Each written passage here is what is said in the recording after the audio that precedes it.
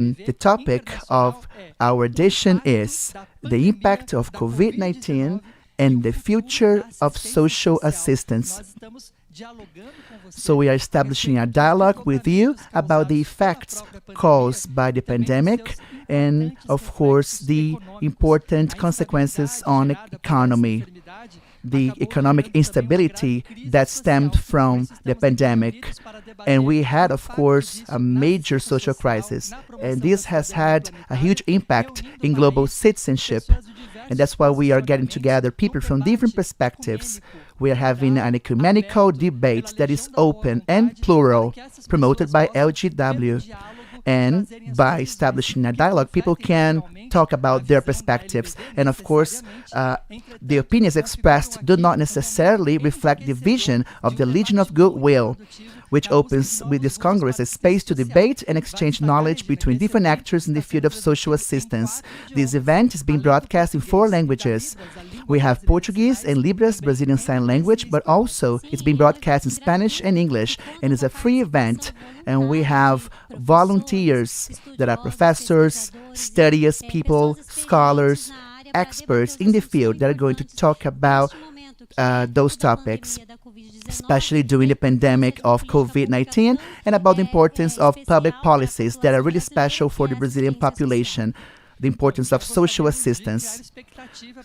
So now we're going to have, today we're going to have a Q&A session, questions and answers session. So you can post your pictures on YouTube, and we're going to have LGW's representatives and Carlos Ferrari as well.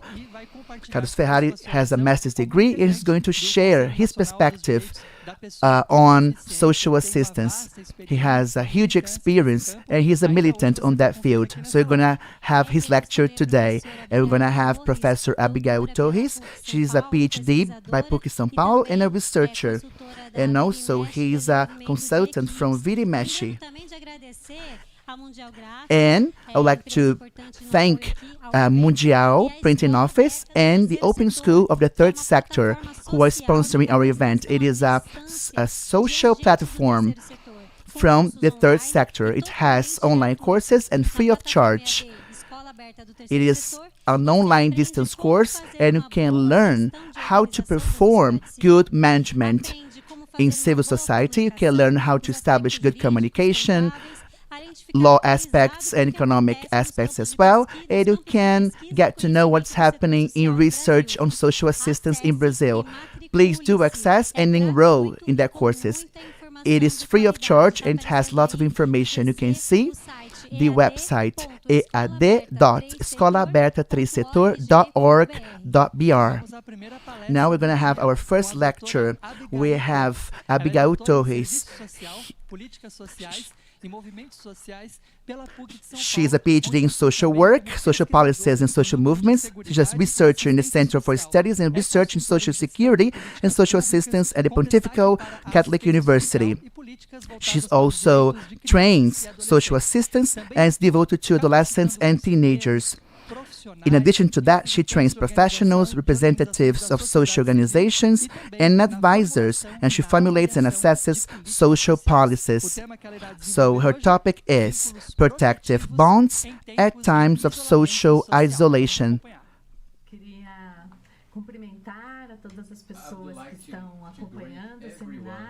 Following the seminar, I would like to thank for this opportunity to dialogue with you about this relationship between you and the pandemic, and try to, in a certain way, try to prevent and dialogue and see the short and mid-term impacts of this public policy.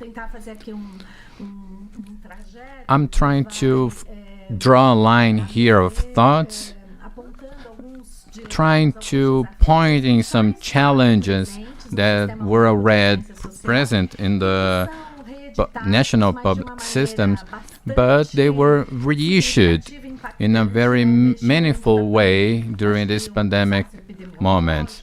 I think this epidemic disaster and all those debate that is related brings some specific problems and issues that we have already been dealing with that. The establishment of the system, the civilization mark, is something that is really important for our country. It's a state liability, and it is notorious that before the Brazilian national health system, we didn't have status of this public policy as a state responsibility, and which is the institution of the system. It was already established in 1988 and 1993, but only from 2004 we see this as an organization, as a public policy, to restate what is the responsibility as a state protection, as it is stated in the national policy in 2004, and how it's going to be in the federal system, and how it's going to be prioritized with the state responsibility, with the participation of the population to demand and make partnerships related with this standardized and very regulated relationships.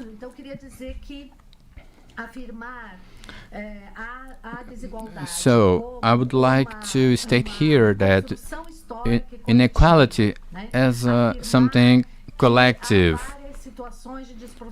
There are many situations that people are unprotected and violation of rights, which are not known in our Brazilian society. I'm here to state that all of this situation brings fragilities, instabilities, impediments for the human development. And those topics are related to services, continued services, which is specialized in the treatment of the inequality. All of these are very important elements in the national policy in 2004. And it has the necessity to be reaffirmed and valued in this moment of crisis and public calamity of a planetary dimension. I would like to state, according to this civilization mark, that with the focus on the family and the territory are two axes really important to express the inequality. How important it is to protect the family and those families that are recognized as a core protection. It's not a prerogative of some inbreeding families. So, but the relevance to state here the bond of family bonds, which is possible to develop the human beings and bring the equality. So all of these elements are very important for us to consider, and which is really violated in the history of our country, is really manifested.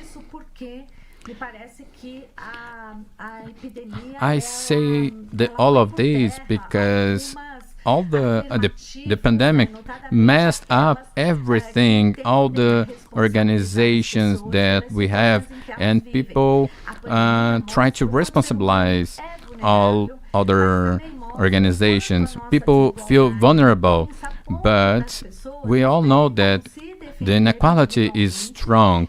A lot of people cannot protect themselves without the help of the state. Many of those threats are occurred by the natural, by nature effects, or by the politics. Many of those things are already known, but the population make questions about those topics and because of the situation they live. So the pandemic brings the situation back to discussion. The debates get expanded and a lot of discussions happen. We live in a society that is not so fair, that the society limits the access to black people, women, adolescents. So this exhibition of the situation shows of the necessity of a system that combat this problem, this inequality. On the other hand, the SUAS, the single system, brings a very important topic of the association of the benefits and services as a full protection service. And in the pandemic, it was left apart. So the relevance of the service, the protection, especially on the social work, all the handling with the suffering due to inequality, with the violence, family violence, institutional violence as well, due to isolation, social distance, how to deal with territorial issues. So all of these were rethought during the pandemic and brings a really big impact to the system. So thinking about some of those basis elements of the single system of social assistance, so from this perspective I'm bringing here, that I identified that has changed the status during the debate in the public and mediatic discussion. But anyway, with other elements for analysis, and not just the income or the work, but other elements start to appear. Those elements, they are not enough discussed along the pandemic period. And the short and mid-term, we need to insist and continue discussing on the roots of this inequality. We should not analyze just not for the perspective of getting the benefit, but also the important to have those services provided by the SUAS. We have a very important challenge. We have already known about this before, but in the pandemic it is more evident. It is necessary to differentiate what is volunteer action for each citizen that sensibilize with the collective suffering, with the suffering of for the other, whether stimulated or not. That feeling of helping and understanding the other's pain in order to search for the help and care. And this is really important for the society. This is a humanity indicator, the civility. So we should not confuse this kind of volunteer action, spontaneous, with the professional actions from the public policies. Public policies actions, they have an intervention plan, they have a clear intention and commitment for coverage to all people, and all people must have this attention. There are goals to be prioritized due to the impact of some experience caused by the pandemic, but the volunteer action is different from the public action, the professional action that the public policies states. All this distinction is always present in the social system due to this constitution, due to the regulation, as an action of the population, and just after being understood as a state responsibility. But now the idea is to rethink this and stimulate initiatives in the society, but also request and demand from the state an assertive, responsible answer, how they use the resources, how they are built, and all the professional actions provided by the state.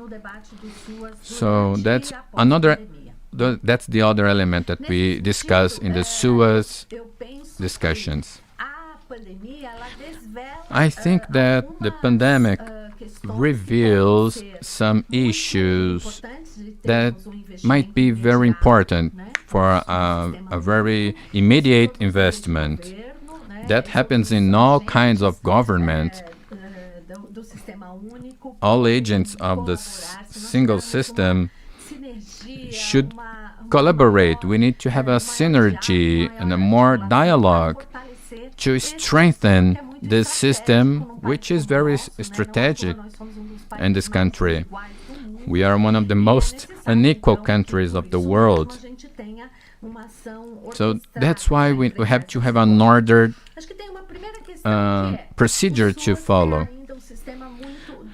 Brazil Health Services, SUS, is very unknown. It's not so familiar and known like the educational centers. It's not so clear what SUS provides, what are their responsibilities, what can we expect from this public policy. The agents of the system, they also have questions and doubts about what they have to do. So there are a lot of discussions and for them to analyze and see the indicators to help people and how that can affect people. So the fact that people do not know about the system must be spread through society. We need to communicate the responsibilities of the system so it can be searched by the people, and also we can demand and request for more results. It is important for SUS to be asked for more results and give more to the population. Another point is that the SUS is very strategic system for the Brazilian society. But the problem is that SUS do not have a very high investment. We have a lot of precaution because of the economic crisis. We know that at this moment we talk about the resource provided to those systems, and people think that the numbers are astronomical. But if you think of the size of Brazil, this financial investment is not so high as people think, and that overload the professionals, and we have problems providing the best service to population. So it causes a very ineffective system for the country.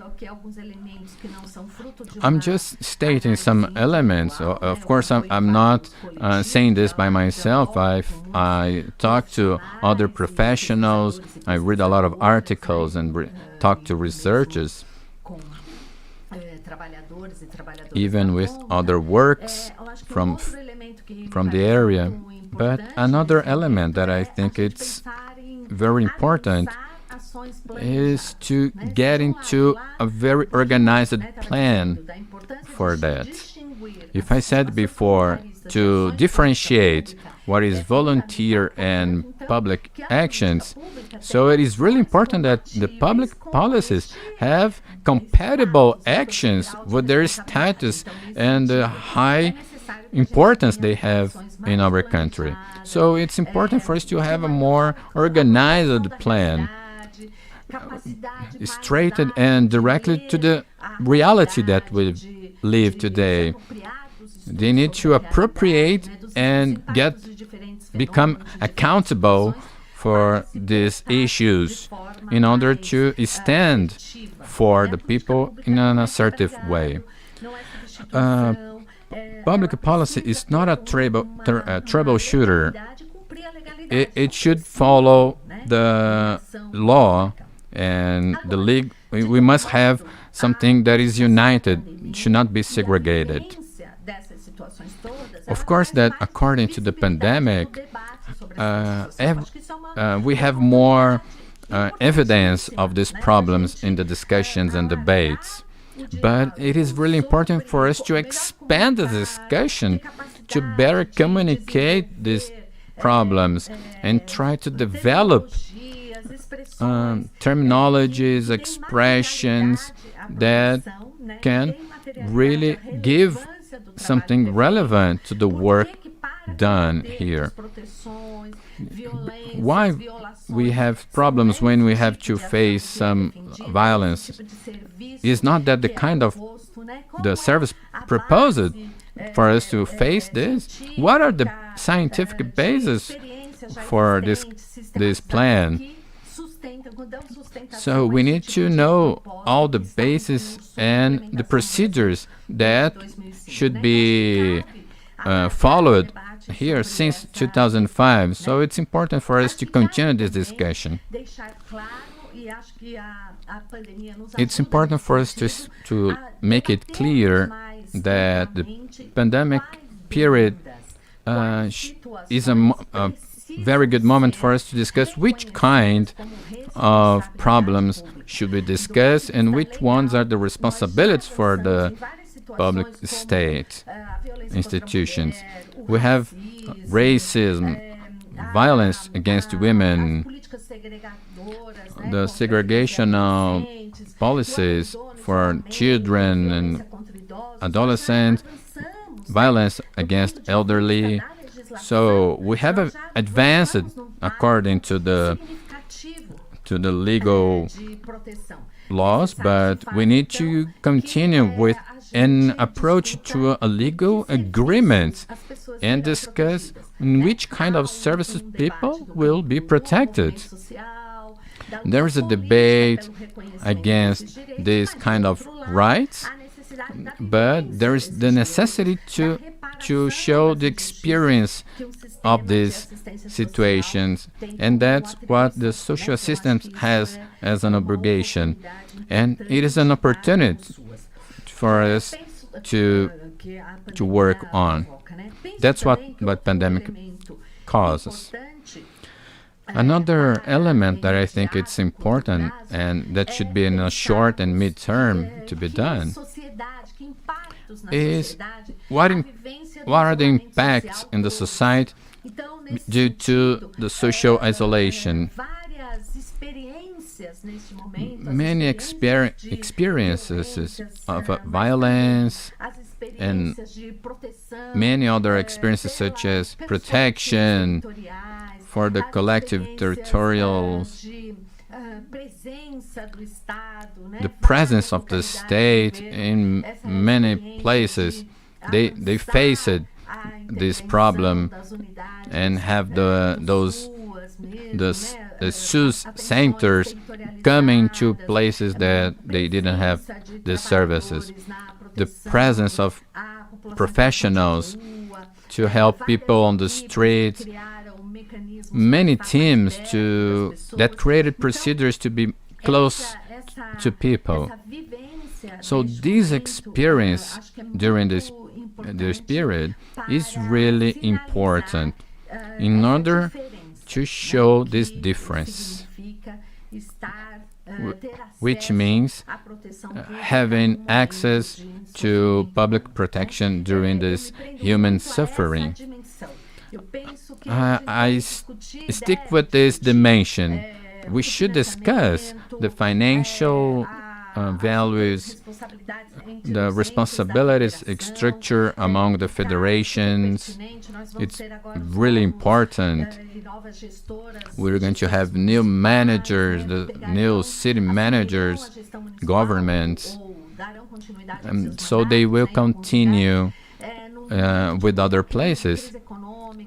And during this economic crisis and political crisis, so it is important and necessary to discuss this government. But I don't know if I get myself clear here, but what I'm trying to explore in these final moments that I have is what I want to state here is that it's fundamental to discuss the commitment to protect people who live in inequality. What is to have a system of protection? What kind of response this system must provide? What are the ethical, political, this public policy should respond as an action as a state regulation? So for me to discuss this is strategic and important during this period of crisis. We should not lose the opportunity to spread and go deeper in this discussion. If there's something that is meritorious to discuss, that is priority, is the protection to people who live in inequality, not as poor people, but those people who live and resist to injustice. Injustice that is restated by constitutional and repeated along the time because of family and territory, and mainly those institutional relationships. The state is many of the times an organ that violates those rights, and we should discuss this through a legal agreement. I'm insisting on this. I'm trying to make a round conversation just to restate the importance of the single system to debate of the inequality. The pandemic allows us to debate with more quality this topic and how we build, how it is built and spread this kind of problem. The public policies is a way that we have to protect and avoid. And we need to face and combat this mark that is really peculiar for our country, which is the rights violation for human development. And just to summarize, I would like to leave a phrase from an English philosopher which says, "Having rights enables us to remain as human beings, to look at each other in the eye and feel, in a fundamental way, equal to anyone. To consider oneself as a holder of rights is not to have undue pride, but justified. It is to have the minimum self-respect necessary to be worthy of love and esteem of others. In fact, respect for people can simply be respect for their rights, so that there can be no one without the other." So, in this my brief balance about the pandemic and the SUAS, And the elements I would like to state are associated to this idea that I presented. It is clear for me that people need to have this protection, not just in the public calamity, but even in any moment of the country is important for us to have it. We need to think about the protection of the people. What is priority? Life is a priority. Human life is priority. That's why we have the state. The state should assume this as a meritorious and relevant and priority issue. And in this topic, we should rethink about the cost, the ordered actions, think about the society demanding solutions and helping all those human people.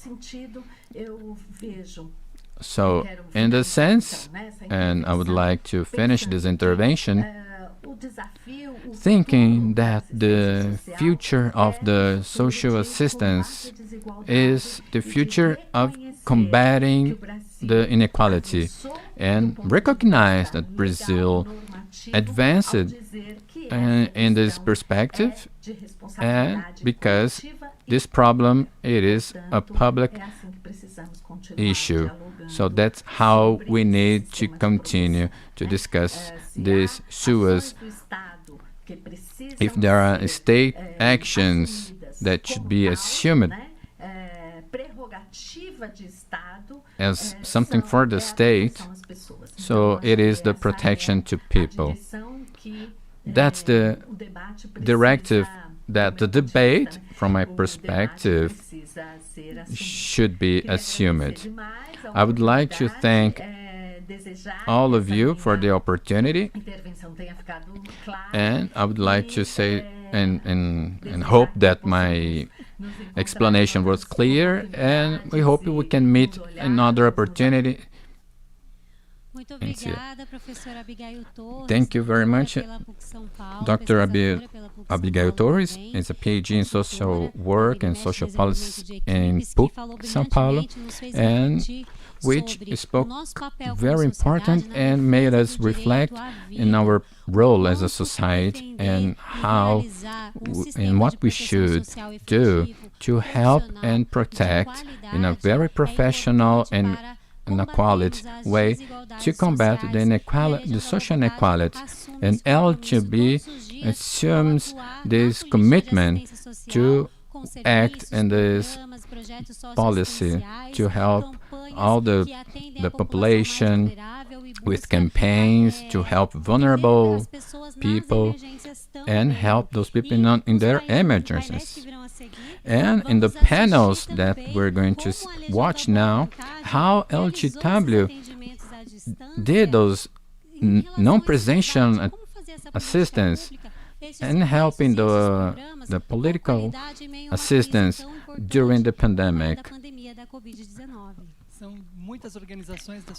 There are many organizations from the civil society and they're trying to make this political into a reality. So the videos that we're going to watch now are homemade videos, and they show what we are discussing now in the Congress. So let's see this first video from São Paulo, from the Bom Retiro district. So who are watching from the capital, São Paulo, we're going to see some non-presential activities and how they combat and face these problems using during the professional learning. Everything looked normal, but in fact, we have to adapt ourselves to the new normal in order to make the apprentice to have the necessary apparatus to perform his theoretical duties. Hello, John. How are you doing? I'm fine as well. What about you? Tell me about you. How you're coping with the pandemic? Is everything okay? Are you doing the tasks at home? Hello, Everton. I am Luis Carlos, the instructor. I would like to know if you're doing the activities, if you have any questions. How can I help you? And of course, we have the collaboration of our instructors team. And they did their best in terms of providing content that is up to date and focused on the labor market.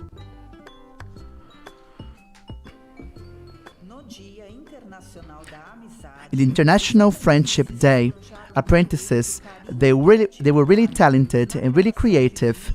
They recorded videos aimed at the participants of the service of integration and strengthening of bonds, and they showed how friendship is important. And by doing that, they were able to establish the protective bonds between generations that were taking part of in our community before the pandemic.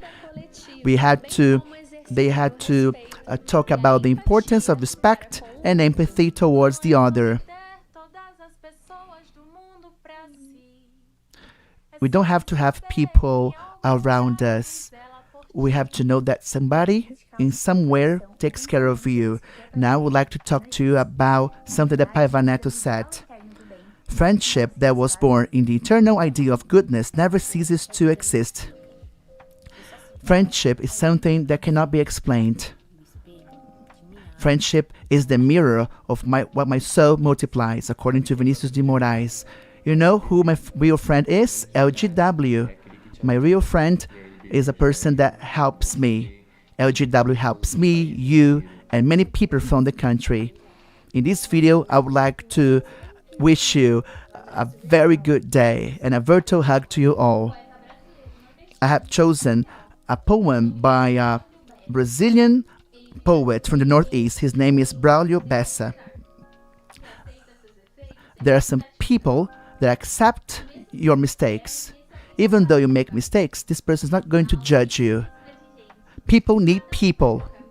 Each person creates its own path, but it's important to have love. May love be present, may love be strong, and we hope that friendship is forever. LGW has been working with us, has been supporting us. We're never alone. And LGW has been taking care of us. We have to feel infinite in a beautiful universe. We have to know how to dream. We have to make it worth each verse from that poem about believing.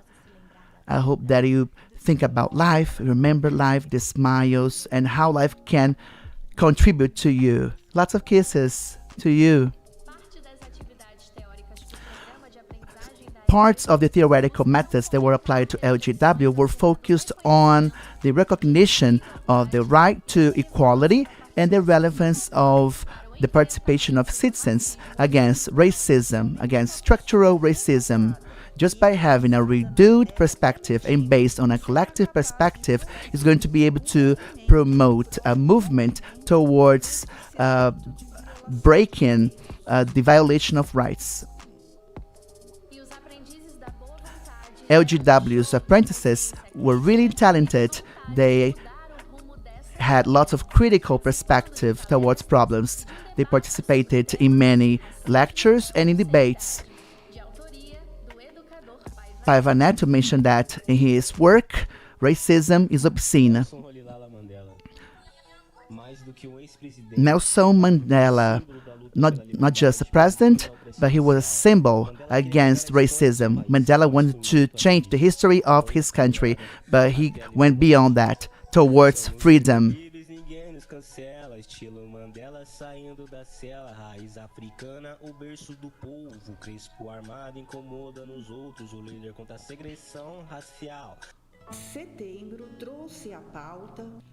In September, we have discussed the importance of preventing suicide and valorization of life. Once again, we had lots of opportunities to learn. We had to learn about the meanders of human feelings, social assistential resources, and mental issues as well that are available to people that are fragile. and it's important to support people that need help.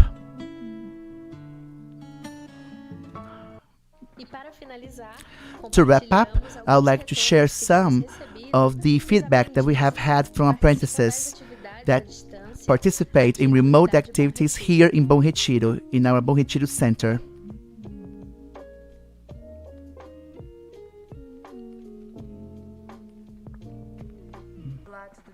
Hello everyone, my name is Victoria. I'm apprentice here at LGW. I'm here to talk to you and send you lots of kisses and a fraternal hug to all educators here at LGW. On behalf of all apprentices, I'm really thankful for all the patience, for all the attention and empathy that you have been devoting to us. You make us feel welcomed. After I got into LGW, managed to see something that I could not see in myself. And thank God, Graciele, my educator, she was able to see something that I could not see in myself by talking to me. And I'm sure that all the apprentices feel as welcomed as I am.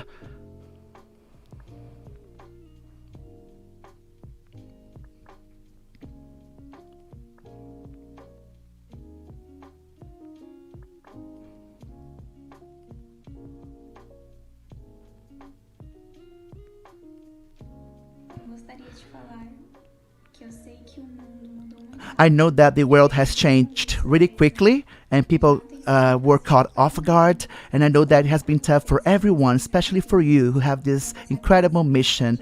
You are conveying knowledge to us. So from the bottom of my heart, I would like to thank you for all the companionship, for all the friendship that you have been having with us in the last months.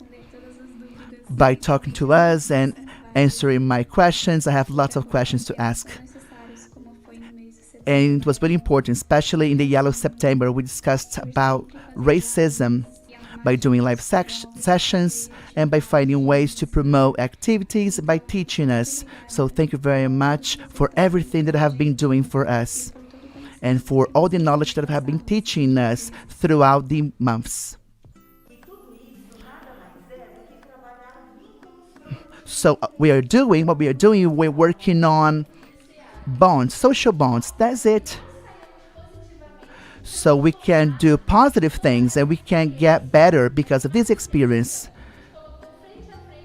And we had to fight against social inequality, exclusion, and at the same time, because of those initiatives towards life and respect, we are able to win. We're able to overcome problems. So thank you very much. See you on our next Congress on Social Assistance. Yeah, see you. Thank you very much to the team in São Paulo, here in Bom Retiro. They have talked about the learning program here in Bom Retiro. And now we're going to talk about kids and teenagers in their rights to play in Inhumas, Goiás. Hello, people. My name is Hara Taklani. I'm the social assistant in Inhumas. My name is Raquel Cardoso. I'm a social educator in the LGW in Inhumas. And I'm here to present the panel Rethinking the Right to Play in the Integration Service for Children and Teenagers program. So, presenting our city, we are 35 kilometers from the capital, Goiânia. We are a small town. In our office here, LGW helps 37 districts with people in vulnerable situation, and we identified 1,700 cases. So that's why we identified that it's important to help in the social distance, trying to minimize the impact of the pandemic during the situation, helping all these family, institution, and participants. So during this moment that we're living with the social isolation and our participants that cannot participate in parks, schools, and other places, we had the challenge to rethink the right to play and bring in the opportunities to give family activities as a strategy with using videos so they can have fun with safety in their houses. So everything started with our first video. So we asked them, what did you miss most in the pandemic? So I missed it going to the park, to LGW, to talk to my friends, to go to the field. I used to play soccer with my friends.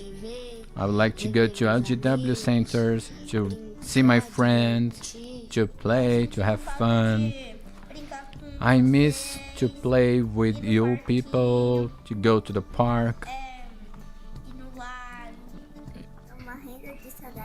I'm missing you guys very much. I love you very much. Bye. Another game that was really positive was the game called Trust. So in this game, the participants should be blindfolded and they should be guided by the other family member. So left, left, no right, left, go right. Let's start. You're not seeing anything. You walk, come forward, forward, a little bit to the left. Let's start the activity. Follow my instructions. Go to the right. Come forward, forward, come. Now, you put the, yes, you put the, come forward, good. Yes. Another game that was really positive was the rock, paper, scissors and tic-tac-toe. Was a combination of those two games. It was clear in these games that the family were integrated. So, rock, paper, scissors. I won. Rock, paper, scissors. Rock, paper, scissors. Rock, paper, scissors. Let's go. Rock, paper, scissors.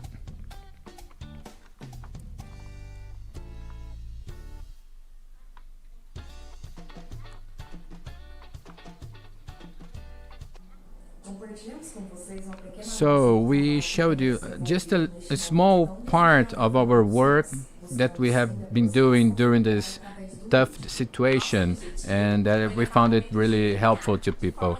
Our intention was to give opportunity to the family to play and help the participants to interact. I hope you guys have enjoyed. Lots of hugs and see you. Very nice.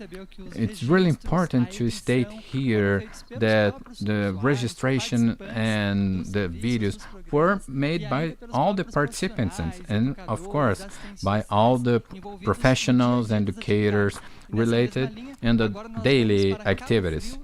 In this line, let's go to Cabo Frio in Rio de Janeiro to see the service integration and bond strengthening service for adults.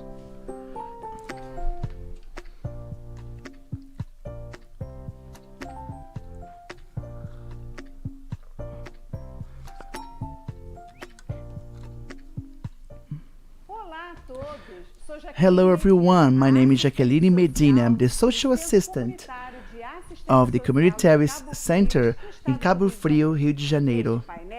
In this panel, I'm going to talk to you about my professional experience with participants from the integration and strengthening of bonds focused on the elderly. So now we're going to reflect upon the importance of identity and the feeling of belonging in order to maintain bonds because of isolation. So during the talk with the elderly, we have identified that content and bonds among participants.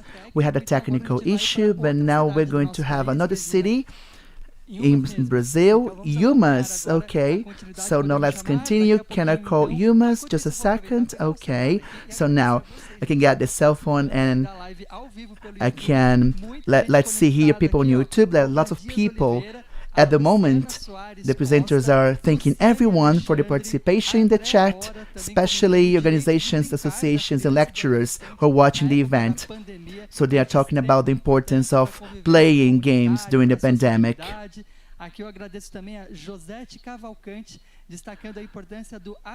People are always saying that helping people is of utmost importance, and people are being thankful for social assistance in general. Now we can continue with our session, and now we are in Yumas, Goiás.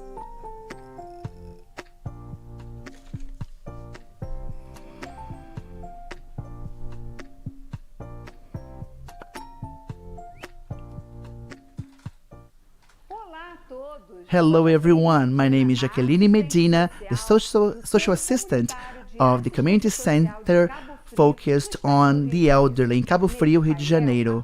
In this panel, I'm going to talk to you about my professional experience with participants from the integration and strengthening of bonds with the elderly. Let's reflect upon the importance of identity and the feeling of belonging in order to maintain the bonds in times of social isolation. During the social accompanying performed with the elderly, we have identified that contact and the bonds among participants has continued despite the loss of contact. This way, we have noticed the importance of friendship relations that have been acquired due to this service. It is a factor of social protection. By living together, by exchanging experiences, the participants reaffirm their identities. They expand their social relations and their integration relations by establishing bonds. And by doing that, they generate a feeling of belonging. I miss my friends. I miss LGW. By living with the girls, we were really close friends. We loved each other. I really miss them. I really miss the group. So every day I talk to the girls and talk to them. And I do that because I want to feel connected to them. Yeah, integration is really good. I always talk to my friends. We're going to be friends forever, for sure. I miss my friends a lot. And time will pass. Thank God we're going to go back to our activities. As a strategy, we use the production of a patchwork in order to continue with our activities in a remote fashion. And we do this because we want to recover memories and histories and stories by reflecting upon identity. From individual and collective stories, we were able to create a patchwork. Our stories, our patchwork. So the participants were able to use piece of cloth by using cotton. They talk about their friendships and they manifest what they feel in the full life group, and they share the importance of living together. Friendship is always positive.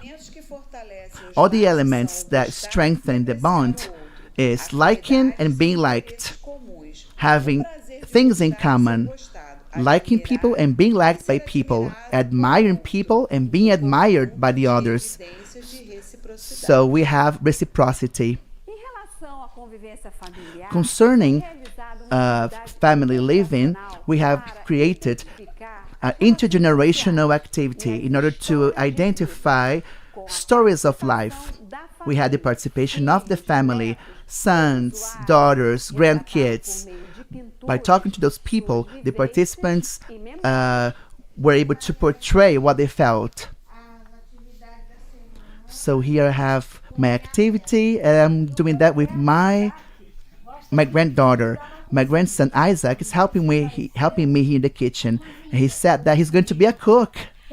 Yeah. So we are preparing a pizza.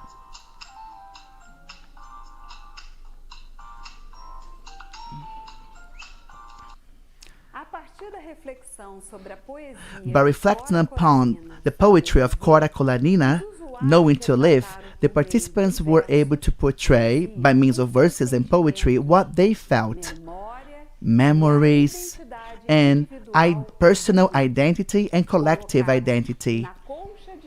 Everything was put into a patchwork, creating a huge embroidery of knots. Little Mary, I remember my childhood.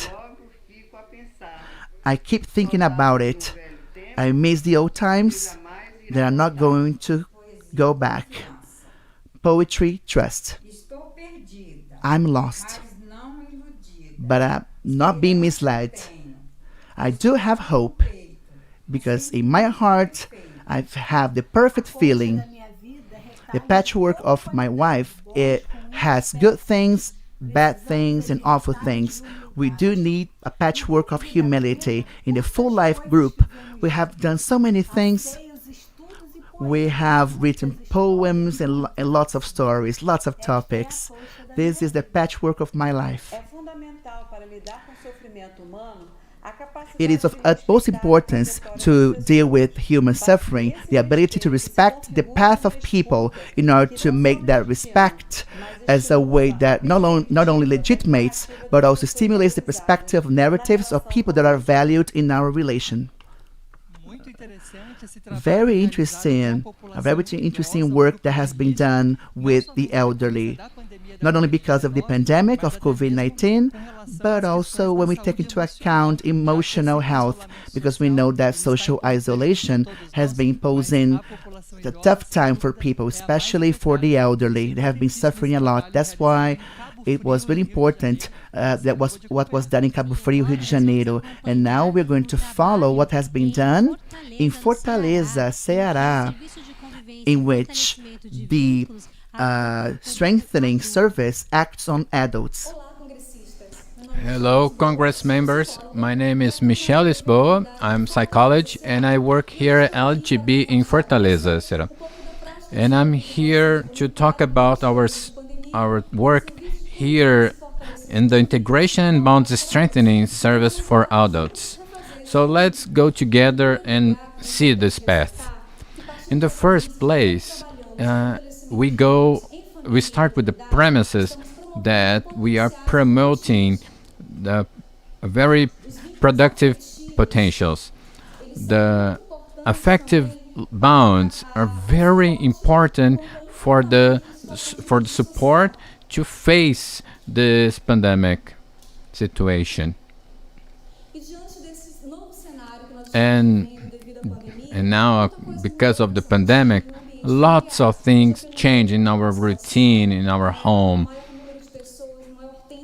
Most of people are at home now, so many things changed and contributed for an increase of problems in the house. So one of the first problems that we identified was how to plan and organize activities to help family and the participants in a way to better improve their bonds. So the first thing was to understand the reality by their services and families. From that, we started a planning phase to identify the better activities for this period. Then we chose the scripts for activities, which we printed some of them because most of the families had problems and difficulties to access internet. So most of the activities were text for reflection, things related to health, and citizen topics also that we work here in our community center. Most of the activities helped the family to participate more together and increase their integration and foster the dialogue.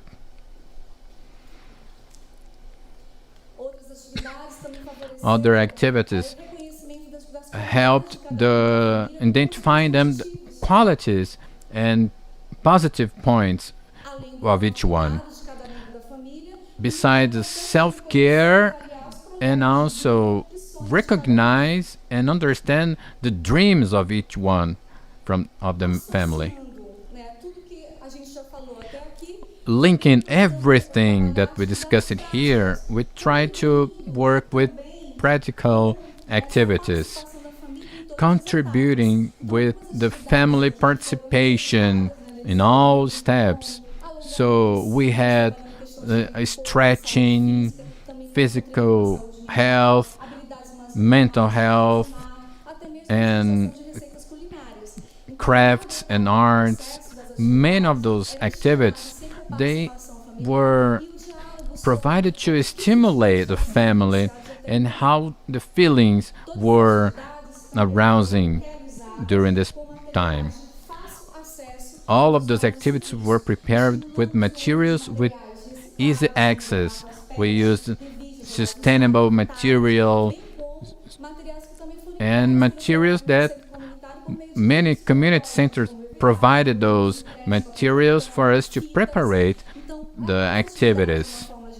So the activities in a general perspective had a very good response.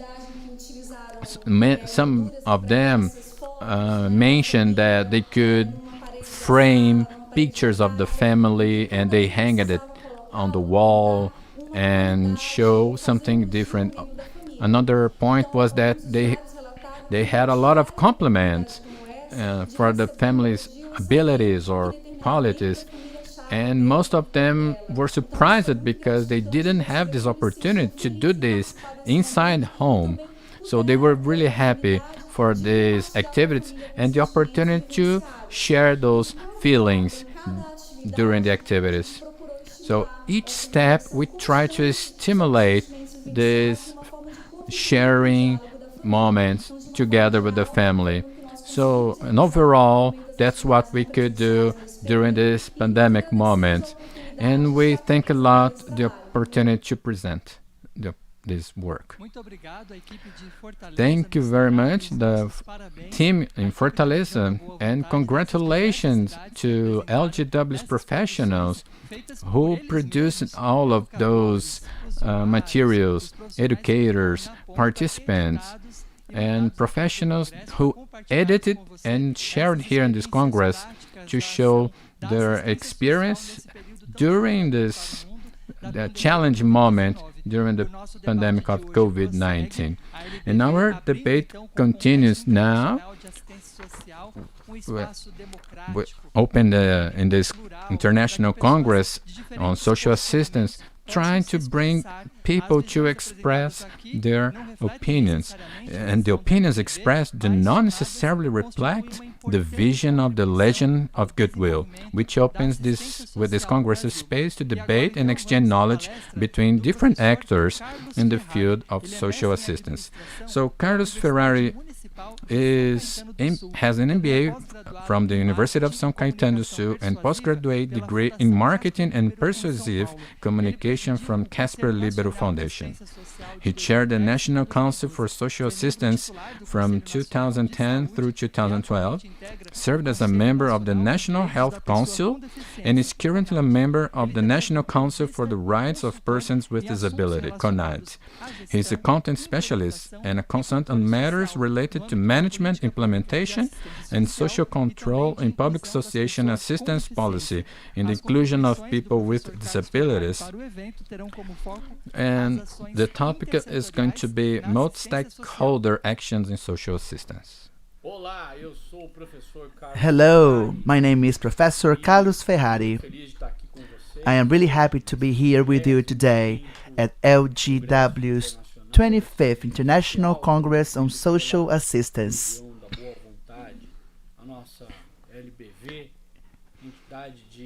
LGW is a social assistance organization, and LGW has proposed to promote this debate on social assistance, on its role and on its impact on civil society. And we are living a very complex moment, the pandemic. And I would say that 2020 is a peculiar moment in our generation. I would say in the last 3 generations. So, as I've mentioned, my name is Carlos Ferrari, and before I delve into the content, let's let's talk about. I would like to introduce myself first. So, I would like to thank LGW for being brave in tackling such an important topic nowadays. And we're going to do this by using technology because, due to the fact that we cannot be here in person, it is of utmost importance to be here and reflect upon things. And of course, it's important to propose ideas. Social assistance has to be agile in order to coming up with solutions for the challenges we have been living. I am an administrator, and then I have done a master's degree, but I would say that I'm a hybrid of 3 things. In fact, of many things. Most of the things that I would like to talk about concern my role as a professor, as an educator. So I've been working as a professor for 20 years by doing lectures and consultancies in more than 600 cities in Brazil and abroad. I was able to learn a lot from people, and of course I enjoyed learning and explaining things and transforming complex ideas into simpler aspects, in things that people can understand. I present myself on social media as a creator on that field, on the social field. My mission in life is to explain complex things, complex ideas in legislation and in struggles, and translate those ideas into simple concepts. Of course, I'm not talking about superficial aspects. No, I want to make people talk about the topic. I am an educator, and of course, I have as well congenital glaucoma, so I am technically blind. I would say technically because I could see when I was 6, 7 years old. And I would say that people do not understand that condition, but that does make the difference when we relate to the world. And impacts the way I see and I notice the world. I see the world as a closed window, of course, but we do have lots of open windows, and we can use those windows to reflect upon the world. And another aspect that I'd like to talk about is that I'm a militant. I have started as a professor, and I would talk about issues concerning marketing, culture, organization, the culture organizations, and of course, gradually I was devoted to social assistance. I was also interested in SUAS. I would say that I took part in 6 or 7 conventions in Brazil talking about social assistance, and of course, I was always a militant for people with disabilities. So I would say that 100% of my work is talking about civil policies. If you like what I'm going to talk about, if you do not know my work, you can visit my website www.socialsoluções.com.br. There is a course there called Inclusion Facilitators, a journey through experience and learning. This course is important for people that want to have an inclusive society. There is a link to our YouTube channel as well, Social Solutions TV. We're going to have lots of hours for free. You're going to have Samara, Danny, and me as well, and people that want to discuss social assistance at a high level in a respectful and generous way. We do not impose truth, of course not. We want to build ideas together. So I have done my sales pitch, and now I would like to talk to you about what I have been asked for. The LGW staff called me and they had asked me a question. They said, would you like to talk to us in our Congress about intersectoriality on social assistance? And of course, I loved the idea. And the reason is that I see that topic as something of utmost importance when we talk about social assistance, of course. It is the kind of topic that we cannot ignore. It has to be understood. It is really important. Thanks to intersectoriality, we can understand what social assistance does in Brazil nowadays. But let me explain why I think this way. The first reason is the following. It's important to understand the idea of intersectoriality. And we have two elements that are really essential in order to understand that idea. The first one is the following. We have to understand intersectoriality as a strategy, as a model, or as if you wish, as a paradigm in terms of management. I would say maybe paradigm would be too radical, but you can see it as a strategy in management and as a way to understand the state or to understand cities or maybe the federal states. And that approach has been growing. And that approach has been growing as Brazil has been growing as well. I would say that intersectoriality grows side by side with public management, because we know that in Brazil and other countries we can create mechanisms, monitoring mechanisms, we can establish protocols, and we can study and doing research in order to understand the performance of certain public policies. By doing this, we can improve the idea of intersectoriality. When we talk about social assistance, besides consolidating Brazil itself, intersectoriality is very tough to say that word, right? It's a tongue twister, intersectoriality. So we know that intersectoriality is really important because it concerns the territory as well in social assistance. If you want to understand intersectoriality better and to connect it to social assistance per se, it is really important to understand that social assistance is a policy. It is a sectoral policy. Isn't that good? Now things are getting connected. They're getting robust. If you understand social assistance as a sectorial policy, you can understand a lot. So you can understand lots of things. And few people in Brazil, unfortunately, recognize social assistance as a sectoral policy.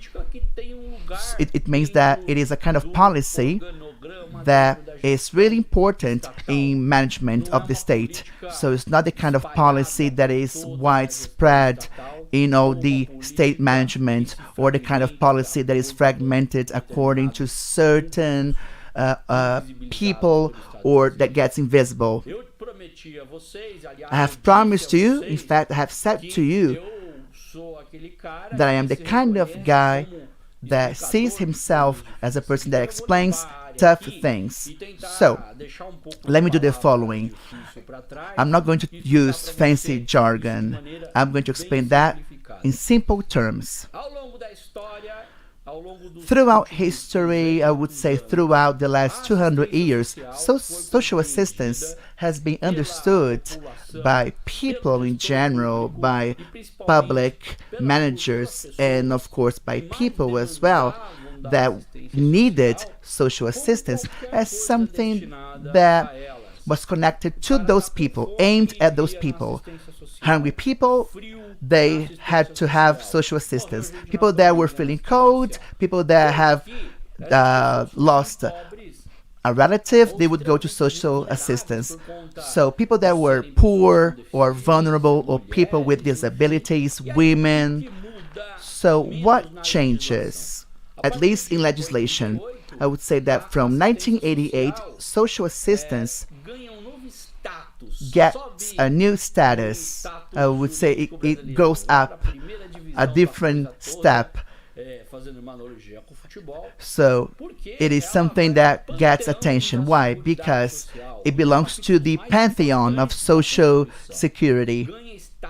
So social assistance is regarded as something important. In a nutshell, social assistance, at least in law, is not something that is aimed at specific people. It changes that. So until 1988, if you needed to have some blankets, some coats, right? So you had to have social assistance. So if you need to take the bus, so you have to look for social assistance. So now things have changed because lawmakers in 1988 they had the following rationale. Look, I'm going to explain to you what sectoral and intersectoral mean. Lawmakers back then, they would say that they would implement things and would make Brazil as a democratic state of law.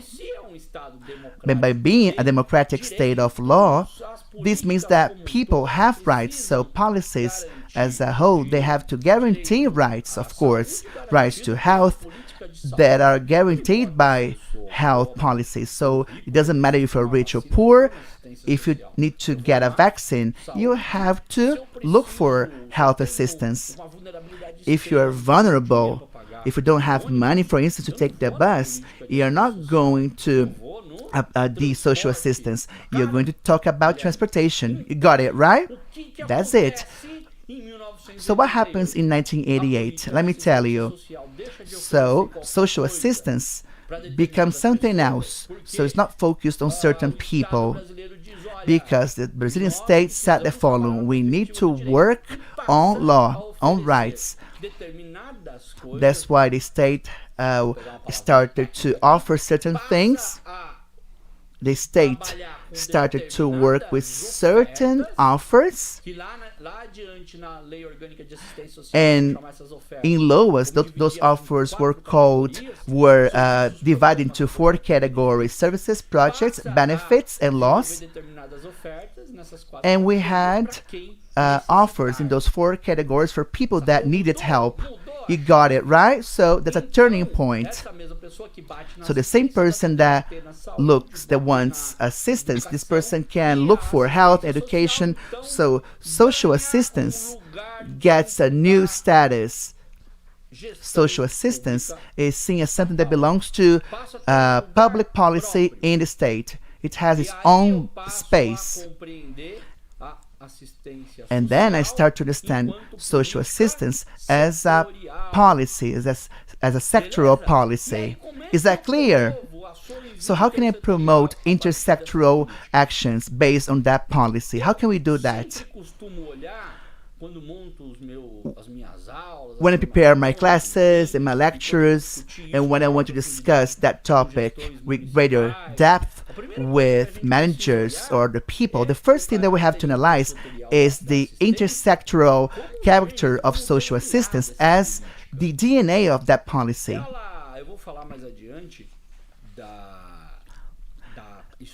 Later on, I'm going to talk about the structure of social assistance, right? But I would say that social assistance has a kind of essence that has to be intersectoral from birth, from its genesis. And why is that? Because as a policy that's going to offer, is going to make available certain offers, right? Despite all that, social assistance does not forget their audience. So social assistance knows its limitations. So social assistance has to be articulated to other areas, because one of the objectives of the public policy of social assistance is the guarantee of rights. Eureka! Eureka! So if one of the objectives is to guarantee rights, it is one of the 3 pillars, the 3 objectives. So it means that that objective brings to social assistance a kind of responsibility that is essential in order to be articulated with other public policies. So it is a strategy in articulation. Let me give an example. Imagine we have a mom with a kid with disability, and this mom goes to CRAS, for instance. Oh, this person is identified by CRAS by means of a methodological process, or maybe that family, for instance, this family has been identified by LGW. LGW has referenced CRAS, and by means of a planning strategy and in a partnership with CRAS, LGW noticed that that son of that family is not going to school, for instance. So in the past, social assistants assistants have to teach the kid, right? No. So now, by having an intersectoral strategy, by thinking about an intersectoral action, we have a network meeting. So we have LGW, CRAS, education, other organizations, so we can have an articulation of everyone. So people would say, there is no way this kid cannot come here. And then, by guaranteeing the rights of that kid, we can work on education, because education, of course, this kid is able to learn. It is an obligation of education. It's from the Constitution. The Constitution says that people with disabilities have the right for education, and the Brazilian law of inclusion guarantees that. So those professionals have this responsibility. They have to do this job.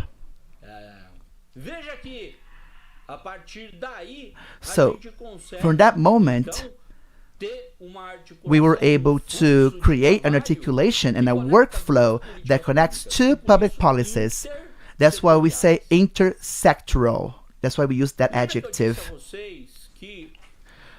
Remember when I told you that when we talk about social assistance in that field, we do have an element of territoriality.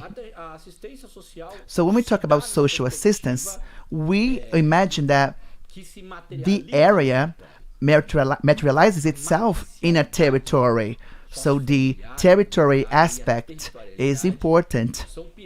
They are pillars that keep social assistance going, and such articulation in the territory, in intersectoriality, connects services. Let me give an example. We could talk about health, for instance. We could talk about sports, and of course I could talk about certain actions that are performed inside the organization, inside the social assistance, because of course we can do other things. We can be active. Let me give you an example. We do have a good service of strengthening of bonds. We have PIFE as well. I'm going to talk about those services in some minutes. But now I want you to understand what intersectoriality means. It can happen outside by the articulation of other public policies, and of course inside by making reference and contra-referencing among services, programs, projects, and of course access to benefits from the own social assistance. When I say the adjective inside, it's really complex because such articulation can happen in a decentralized and participative way if we take into account all the roles that have been established and the responsibilities that have been established by federal entities. And why am I saying that? Because there are some news that are not that new. For 15 years, social assistance has, in a formal, in a deliberate way, social assistance has been organizing itself by means of a decentralized way, in a single way. Such decentralized fashion also establishes intersectoral perspective. Okay, so what are the main benefits from the articulation, from an intersectoral articulation? The first one is you can create synergy. So this means that you can create more assertiveness, accuracy. You have a better level in quality to access, so the participants can have a better quality of the services. Why? Because we have a previous dialogue. There are lots of case studies, lots of planning, lots of reflection upon that topic, the reflection upon the promotion of access before it happens. So we have that the logic that says somebody goes to a counter and says, I want to go there, and then that person has to go to a different place. That doesn't happen that way. There is a logic behind that plan that was pre-established, and this means that sometimes the way the person is served is really important. So this means that the weight of that attendance is really important, so we can create synergy by having intersectoral actions.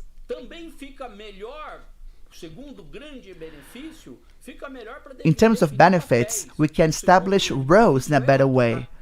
The second benefit is the possibility of understanding roles better. So when one row ends, when the other row begins, because if social assistance does everything, nowadays we have to be really clear that social assistance cannot do everything. We have to have articulation. So social assistance cannot provide vaccines or other things. So this is health's role. Of course, social assistance is not going to weigh the kid. It's not going to be Bolsa Familia, the money transfer program in Brazil. No, it's not going to talk about doctors and provide doctors or dentists to poor people. A person that cannot go to the hospital. No.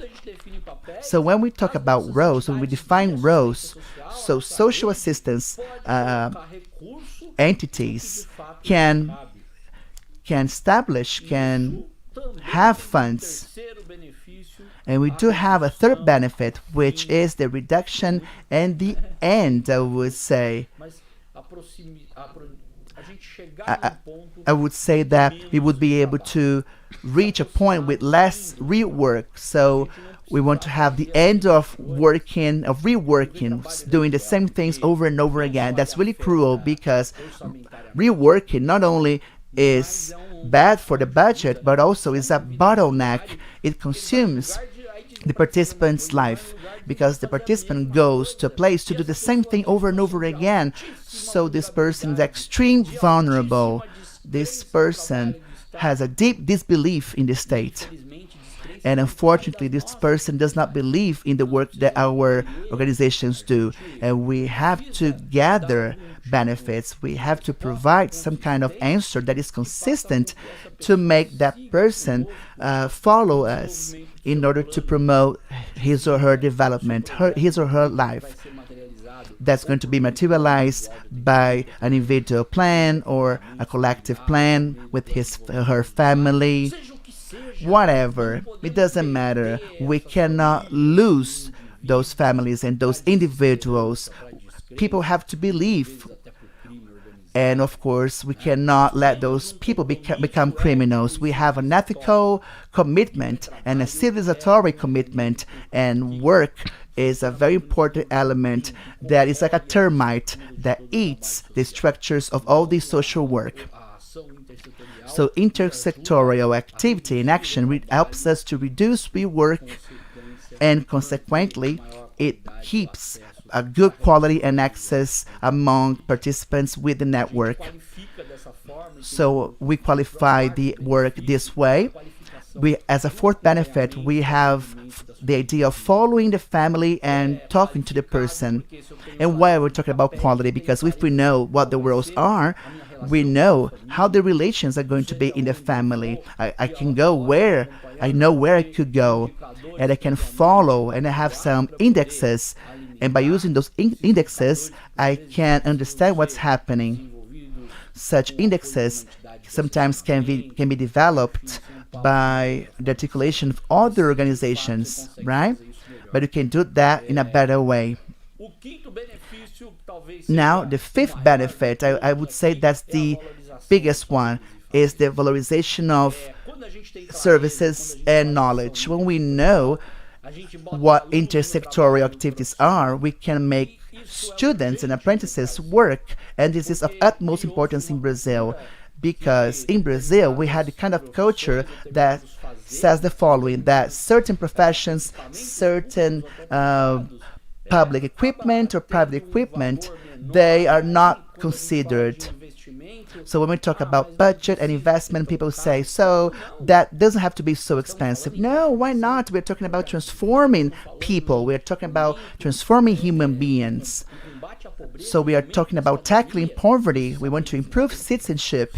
That's why values and knowledge are really important, right? This has to be valued because we are talking about a nation that is richer and more powerful. So I'm not talking about being a good person. No, I'm talking about living in society, in a better, having a better life. At the end, the last benefit has to do with developing strategies, monitoring strategies. And of course, when I talk about monitoring, I'm saying that we are talking about other things as well. We are talking about our ability to follow the vulnerability in the territory, to follow the forces that happen in the territory, to establish dialogues and establish communications among services. And we have to know the forces in the territory. We have to know the real roles of leaders of services. And by doing this, we have to be clear of what we want.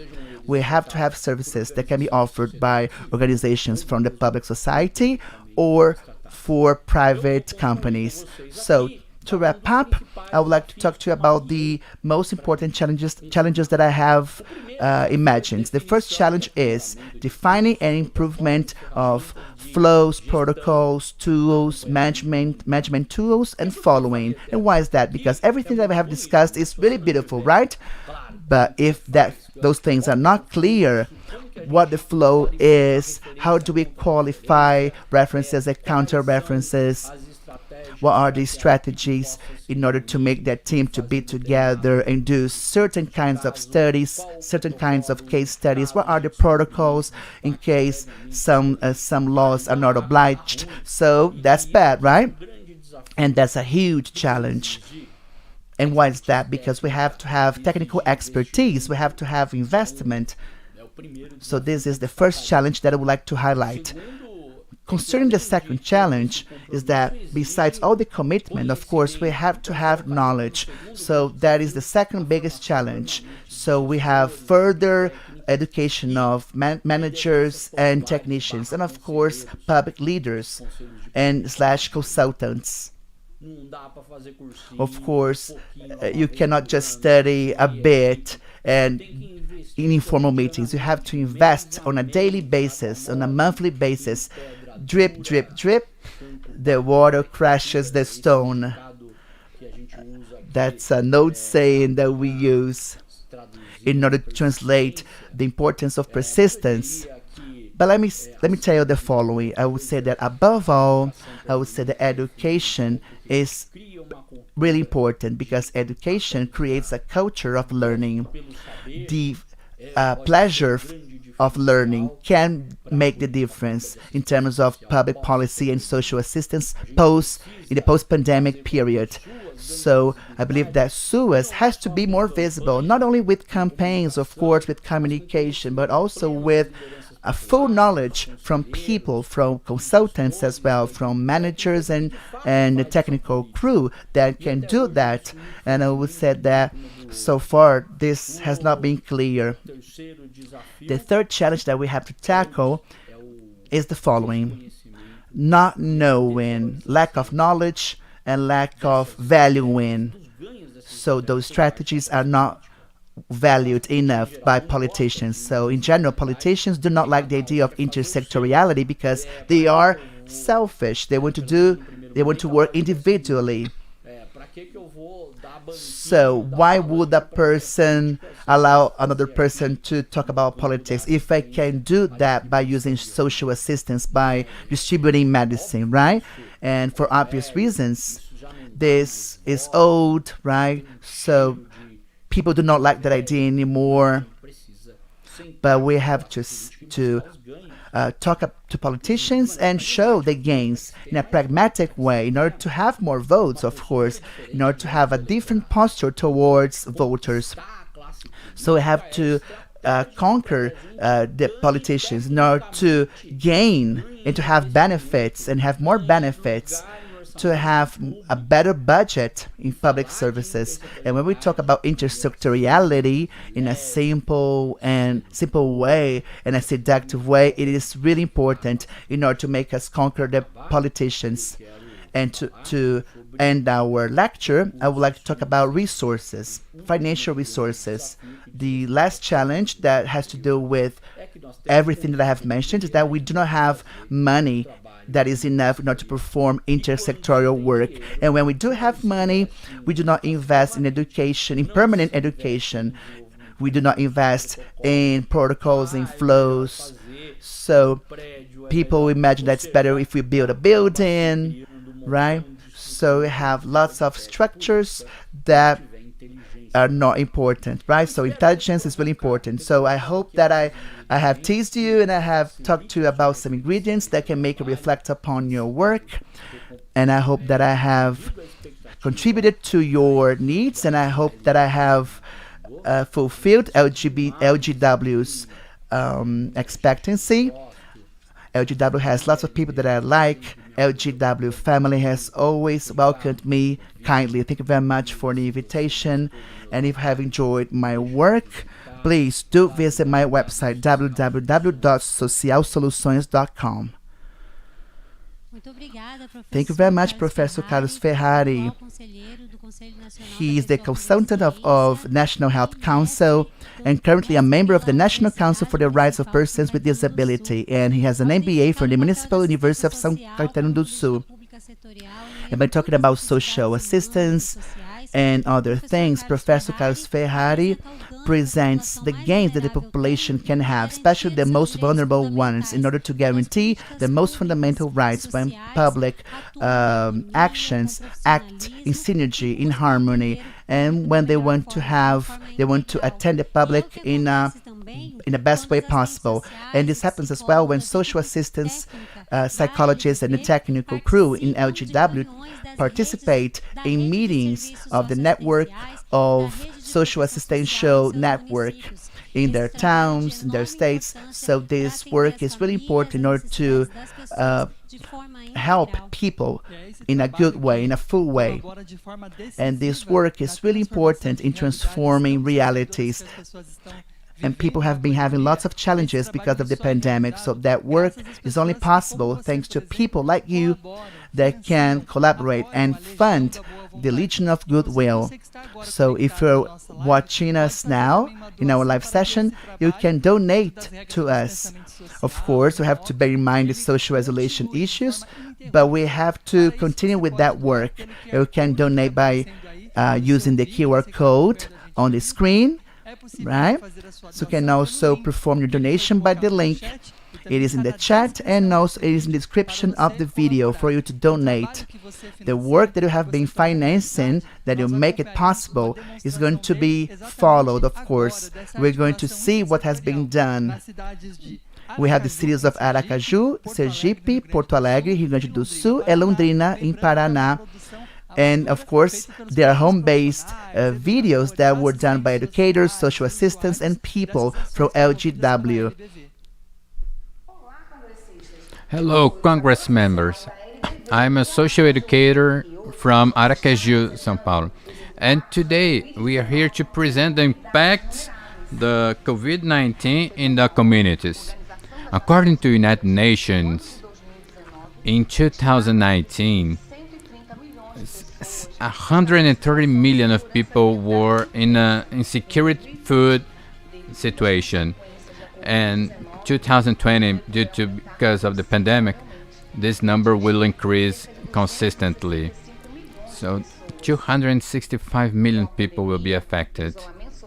Because of the pandemic and social isolation, we had a lot of interference in our lives, our daily routines, social and economical points, and the media influencing the loss of our family and friends affect our mental health. During this period, the domestic violence increased a lot due to the isolation. Most of those violence happen at home. The pandemic of the COVID-19 increased the unemployment of 20.9% between May and June. Those were the numbers provided by IBGE, Brazilian organization, in October, and affected all the population. And we're going to get through a lot of different things provoked by COVID-19. The pandemic moment caused considerable impact and social, psychological, and educational moments. In this aspect, the social assistance is really important to help and face those impacts and help the participants to help those rights guaranteed. Before the pandemic, the center here in Aracaju happened in a specific way.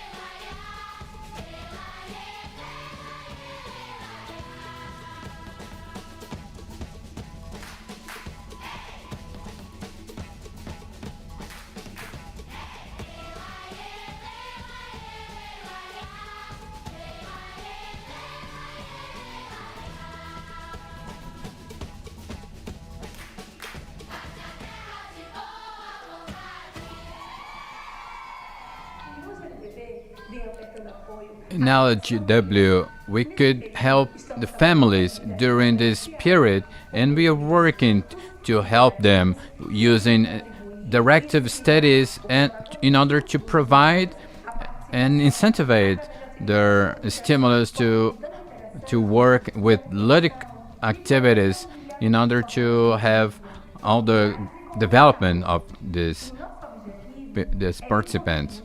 Our objective is to contribute in a voluntary way to those participants with activities that are very pleasant to them.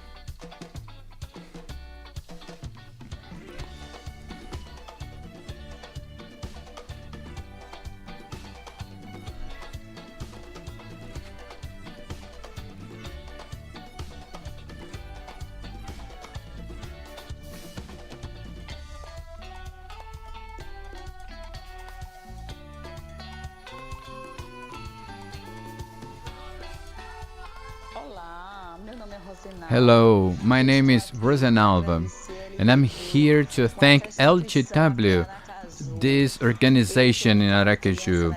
I have 4 children in LGW, and during the pandemic, with the online activities and a lot of entertainment, so I want to say thank you to all collaborators, educators, for the care and love that you have for our children, for all the captivating that you have for the families. We love LGW.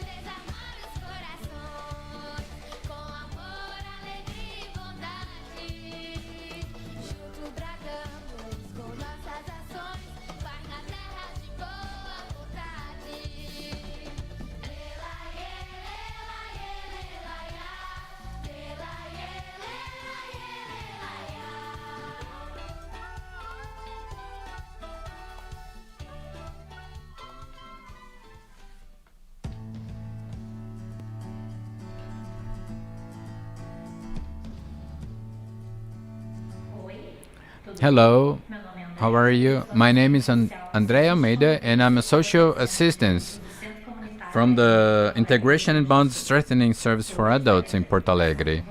Today, I'm here to talk about the intersectional actions for our participants. So, as we know, the participants have very complex situation, and we need to guarantee their rights. So we need to understand the perspective. And to understand this, we need to be involved and participate in those forums in order to know and be known the ideas and what we can do for them. Today, we're going to share the history of one of participants, and we're going to use the fictitious names and the place. Hello, my name is Daniela Agnoren. I'm psychologist of the LGB from the Integration Bonds and Strengthening Service for Adults in Rio Grande do Sul. I'm going to present the history of a participant in one of that happened during her childhood period, and we're going to call her as Maria. Maria always showed as a participant really interested in the program, but we always took a little attention to her because she had a very difficult life during her period. So during the pandemic, some of those attendance were more intensive, and we need to do that in a presential way. And during the presential way, she showed a lot of difficulties that she was going through, even physical and mental situation. She was not taking her medicine, and she are facing some mental and health problems. Then we stay alert there because we want to continue and have the approach from the center.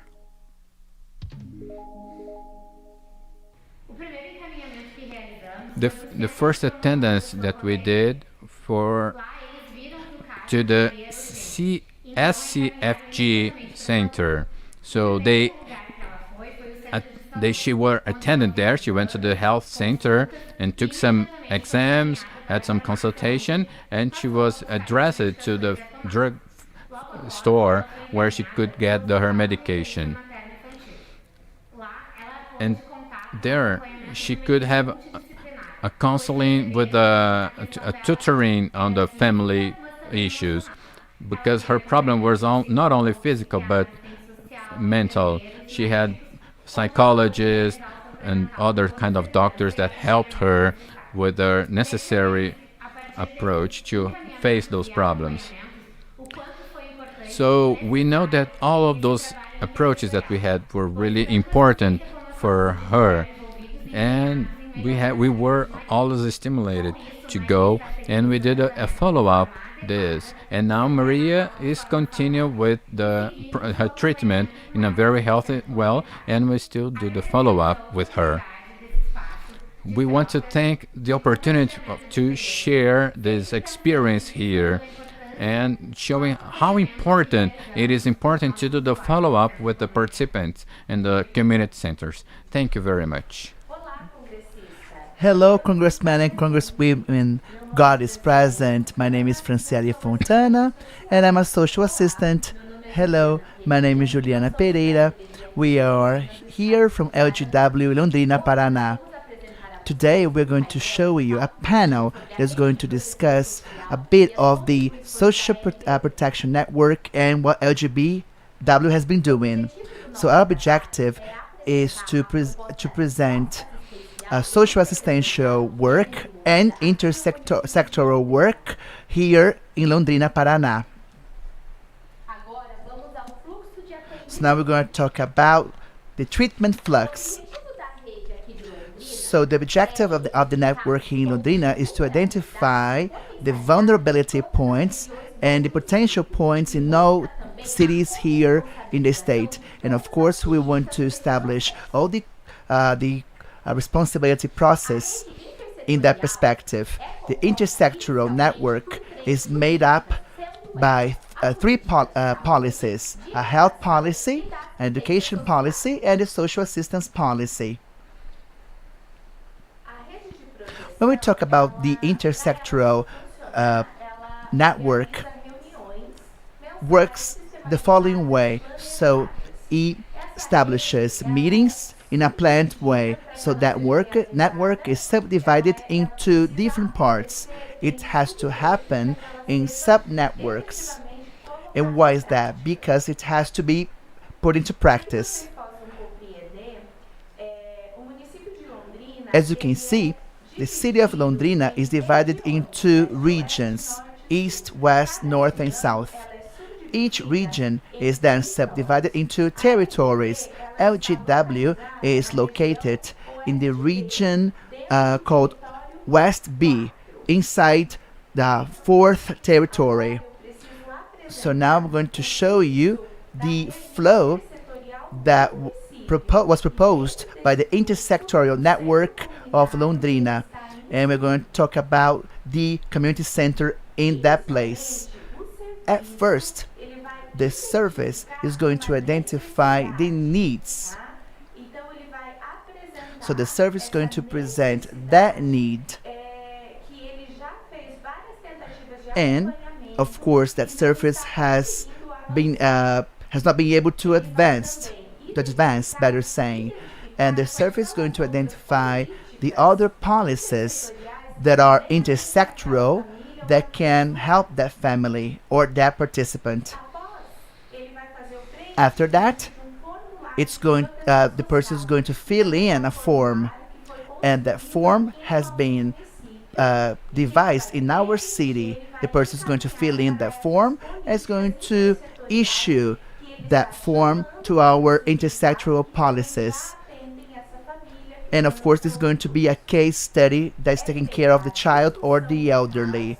So we're going to discuss the case, and then among those participants, some strategies are chosen, and of course, some follow-ups as well among policies. Those policies are complementary, and they're going to be done in the following month until the next network meeting. In the next meeting, we're going to have some feedback. And also, there is the follow-up of that case. And if it is necessary, this is going to be issued to the public ministry. Now we're going to show you some cases. The first case was the amplification of the group to the elderly. by having our network discussions, we have noticed that in that territory there were lots of elderly people that were really vulnerable in terms of social aspects. And because of that, we established an expansion of the integration system. During the pandemic, that follow-up has been happening in a remote fashion, and it has been increasing because of the social isolation that we're living now. The last example is that during the pandemic moment, LGW has been registering people in a center of distribution of good food card. That is a program that was developed by the government in Paraná. So this is our role of dialogue in the network. And thank you very much for your participation. So we have watched how the network in Londrina, Paraná has expanded the assistance to the elderly, along with LGW and the integration service. Thanks to the technical staff, the social assistants, and the psychologists as well. So they have showed us how they debate that topic in the intersectoral network in Porto Alegre as well. This happened in Porto Alegre and in Aracaju. Congratulations for the team of LGW. So now we are reaching the moment in which you on YouTube can have your questions answered. So thank you very much for everyone that is here connected. So we have somebody in Spanish saying, and the presenter is thanking everyone for their participation in the chat. Somebody in Bolivia, La Paz. There are many cities involved. We have in Paraguay, Ciudad del Este, in São Lourenço as well, all in Paraguay, Buenos Aires in the Argentina, Bolivia. In Uruguay, we have Montevideo. In the USA, we have New York, and we also have New Jersey. So everybody's connected all over the world. People as well in Brazil are participating. So people are being really thankful for the Congress.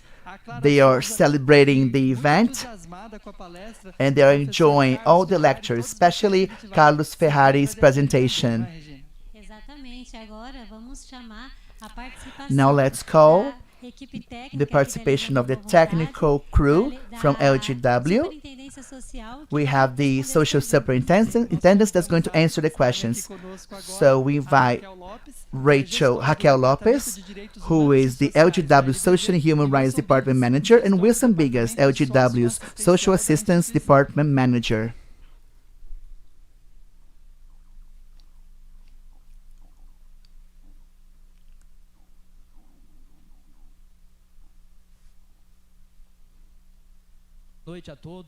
Good evening, everyone.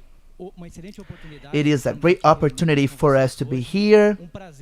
It is a huge pleasure for us. Absolutely. We are part of a very important moment that LGW has been promoting, the 25th International Congress on Social Assistance.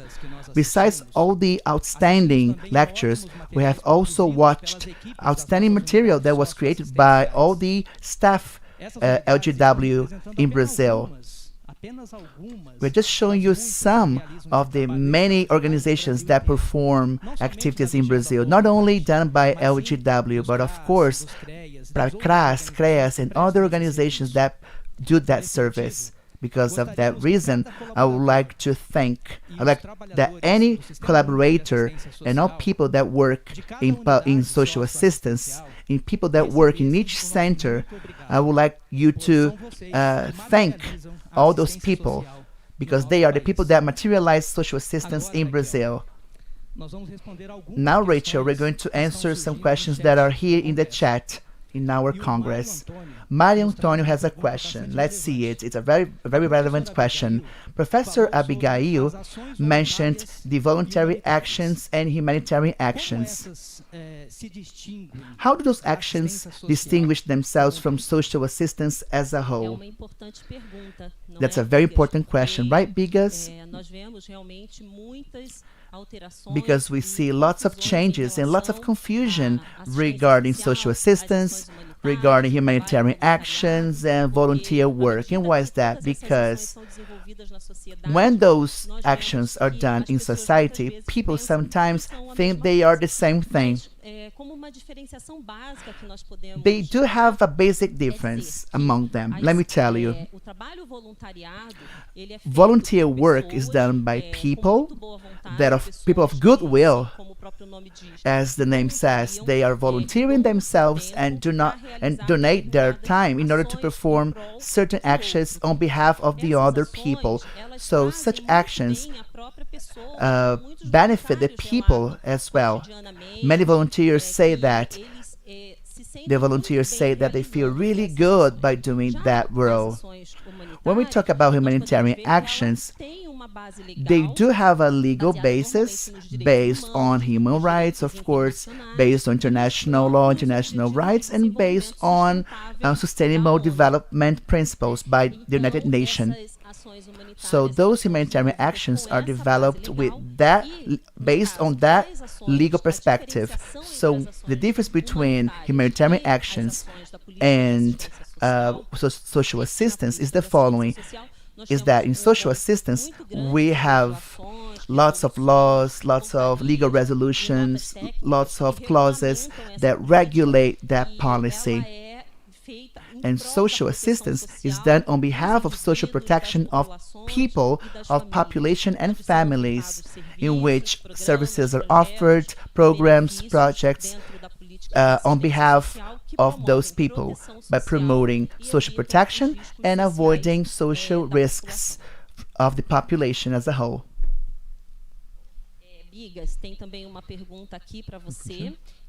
I have a question for you, Bigas. It's a question that is always asked, and we do know that professionals from those areas, they do ask this question. We have Latuzaki ask this question. She's watching us, and the question is the following: how can we make families from the integration services adhere to that cause? That's a very important question. Workers at SUAS, technicians, psychologists, pedagogues, educators, they live that challenge on a daily basis. And one question that is always raised is that we should be careful. We should reflect. We should know that the attributions that families have, of course, we have lots of attributions that families have, right? But we have to understand that those activities and those responsibilities, they are about the woman herself. So women have a central role. So they have to go to school, they have to take part in meetings, they have to go to integration and community centers. So sometimes women get stressed because of that, because we know that women do have a stressful life. So that's why we cannot avoid the following question. The activities should be imagined based on the interests and needs of the families, not the educators or the professionals' interests. Of course, it has to be focused on the family. And of course, the family has to know how, has to be heard. The family has to be understood, and they have to transform negative experiences, and they're going to work on that. And it's really important not to blame families. Raquel, when we think about challenges, when we think about ascribing new meaning to things, Clara Souza does ask a very good question. She asks the following: LGW has found a very interesting way to have remote activities by strengthening their familiar bonds. How are those activities executed when kids are in that service? That's a very interesting question. We are living a period of social isolation, and when kids and people that are assisted are attending these services, we do have lots of activities that are aimed at the families. And why do we do that? To strengthen the bonds, to strengthen affection, and of course to reconquer certain bonds that are almost lost between their kids and their families. So we have meetings, we have families with the families, and the families take part in certain workshops, playful activities as well. They do some reflexive activities along with their kids and family members. Let me give you an example. When we talk about the Baby Citizen program, it is a very good program that is aimed at kids from 0 to 6 years old. And kids and moms participate in that program with their kids. So they are intergenerational activities that connect different people, teenagers, kids, adults, the elderly as well. So all those activities, they have as an objective to strengthen the bonds in the family and to prevent such ruptures, and of course to prevent risks from happening. Because we do have another question. We have another question for you, Bigas, from Elida Barbosa. She asks, the professional learning is not a political income and program. Very interesting question, because we're living now a moment that it's related for a huge unemployment. So it is very important to address this kind of issue right now. And to answer your question, I need to take a look at the 33 law and technical note from 2017. They established the necessary requirements in the social assistance policy as a social learning aspect, but they can also be developed using the Ministry of Work, according to the port and great number, and it configures just not the social assistance. Therefore, as a social assistance, it must prepare the teenagers and young people for the work and for the professional environment, especially those in vulnerable risk and situations. So a straight answer beyond work and income is to help with the social assistance providers kind of service. And a lot of people have a lot of questions because it's different laws and terms, and people get confused. So it's normal. And Bruno Fernandes brings us another question that's really interesting for the moment. The social assistance is protection, is the protection. We agree with you. The question is how to develop protection in the integration bond strengthening service.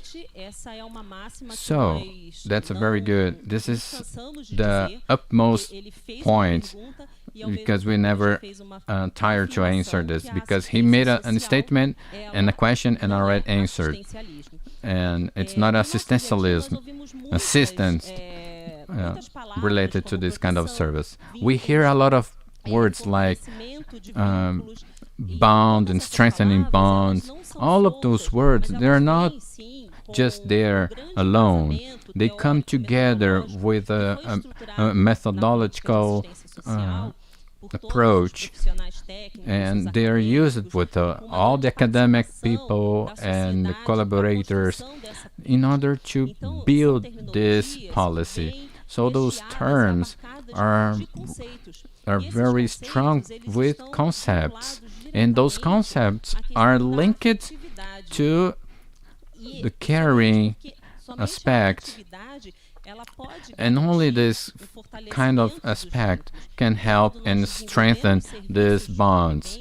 So when we develop the integration bonds and strengthening, we try to work with affection, with the family, because it protects people. So the affection relationship promotes the protection, the social protection, especially in the basic protection. So, in this sense, in the social assistance policy and the objectives of the LGW's objectives, they're very similar, because the Paiva Neto educator with the pedagogy of affection which is based on affection, they work really hard with the teams, all of us. The conception of the importance of the affection related to love, not this dramatic love in the literature, but the love that takes care, that respects, that protects people. In the sense, so the social assistance policy promotes the social protection through this strengthening of bonds. Very good. And that's what we do every day here, LGW and the CRAS, and all partners. We try to do this in the essence. You can do this a lot of more, not just today, but more. We have more. Tomorrow we have more questions. I want to thank you for your participation, for all the questions you're bringing here in the chat, and some of those answers will be delivered to you guys after the presenters will try to help this. Rich and I thank you guys again for this opportunity, and we'll meet you tomorrow.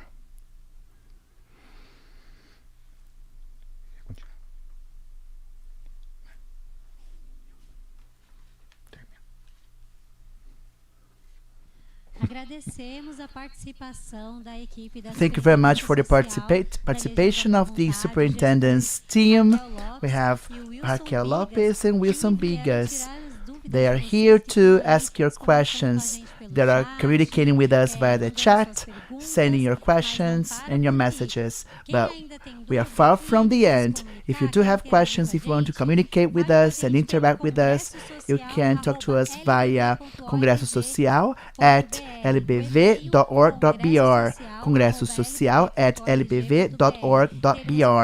In that email, you can send your doubts, comments, questions, and we're going to have more lectures tomorrow at 7:30 p.m. Yes, so we're going to be here together. So we're going to have the lectures from Professor Priscila Maia. She's from the University of Brasilia. She's got a PhD in social policy, and she's going to share her perspective on social assistance in the trans-pandemic and post-pandemic periods. And we have Ana Maria Saliuana. She has a PhD in economics, and she has been working for 25 years in the United Nations World Food Program, and she represents that organization in La Paz, Bolivia. She's going to share her expertise and experience with us. So this is our invitation for you to join us at 7:30 tomorrow. Thank you very much for everyone that is here with us, interacting in chat. We have Luciana Costa, Ana Oliveira. So the presenters are thanking everyone for the participation in the chat. He's really thankful for everyone's participation. And now we're going to say goodbye. And we do have our commitment tomorrow. And we have this peace shout, an ecumenical message that makes us to reflect upon God, that is love, and the symbol of fraternity that is Jesus. Every day in our lives, God is present. Jesus lives in our hearts forever.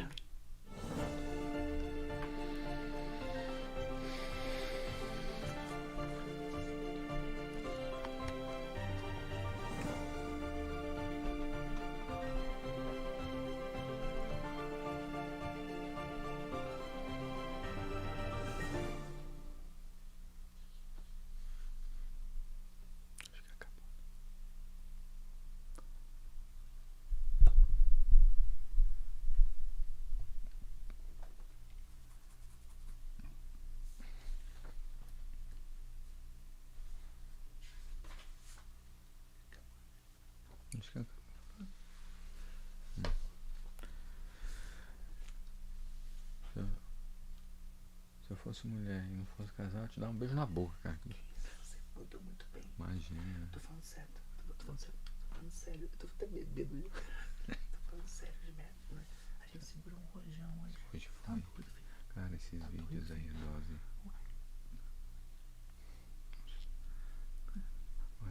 Eu peço desculpa pra você ir no banheiro porque minha. Não. Acho que é nervosismo na bexiga foi.